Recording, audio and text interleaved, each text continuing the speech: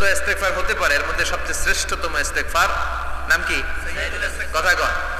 বুখারীর বর্ণনা, শাদ্দাদ ইবনে আউস রাদিয়াল্লাহু তাআলা আনহু বর্ণনা করেন, এই সাইয়্যিদুল ইস্তেগফার দিনের বেলা যে পড়বে ওই দিনে মারা গেলে সে জান্নাতি। এই সাইয়্যিদুল ইস্তেগফার রাতের বেলা যে পড়বে ওই রাতে যদি ইন্তেকাল হয় ওই লোকটা জান্নাতি। মুখস্থ আছে না? কার কার মুখস্থ হাত তুলেন? মাশাআল্লাহ, তাবারাকাল্লাহ, মাশাআল্লাহ, মাশাআল্লাহ।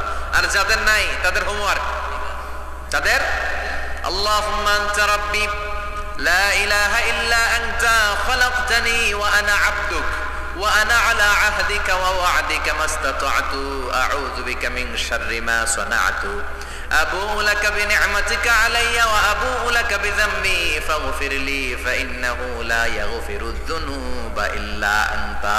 সুবহানাল্লাহ পড়েন। আজকে রাতে পড়ছেন, মারা গেলে জান্নাতি। চিল্লায় পড়েন আল্লাহু আকবার।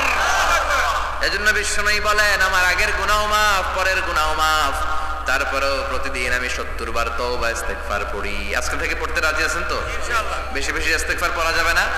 একটু প্রাণ খুলে দিল খুলে আওয়াজ করে পড়েন তো আস্তাগফিরুল্লাহ। আর জোরে পড়েন আস্তাগফিরুল্লাহ। আবার সবাই পড়েন আস্তাগফিরুল্লাহ। সব সময় তওবা ইস্তেগফার যারা পড়ে তাদেরকে পছন্দ করে কে?